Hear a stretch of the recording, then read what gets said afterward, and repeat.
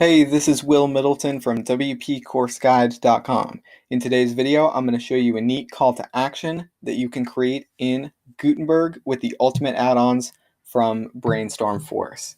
So what we can do is head to Add Block. We can scroll down to Ultimate Add-ons, and I'm going to look for the section. All right, there we go. And what's neat about this is we can actually add blocks within this section. So I can type a heading here, for example, and I'll center align that and format that in a second.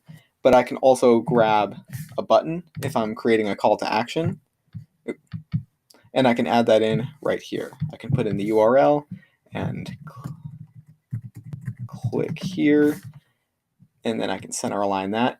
But the really neat thing about the section block is that you can add a background, and that's something that's currently unique to the sections, is that I can go to background, I can go to image, and then I can select an image that I want to use for my background.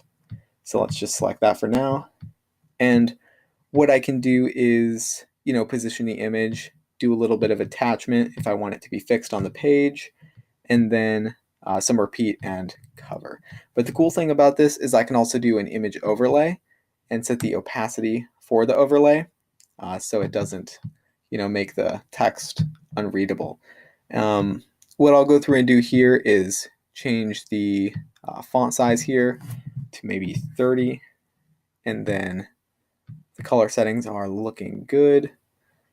And from here, another neat thing is with these settings, I can go and put a border around the outside of this. Let's just set this to 10, for example, and set like a border radius. Probably about there.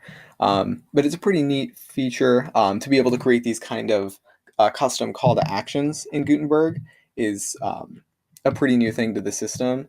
And so let's just update and preview that quick.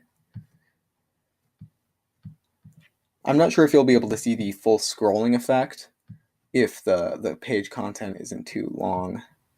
Let's see, yeah. So you can't actually see the scrolling effect here, but it is fixed on the screen. So if I were to scroll, the image would stay in place. But this is just a neat thing to kind of keep in the back of your mind when creating call to actions. Using the ultimate add-ons for Gutenberg section block type allows you to have a lot of versatility with that, and it might inspire some creative ideas there. That's it for this video. Thanks for joining me, and I'll see you in the next one.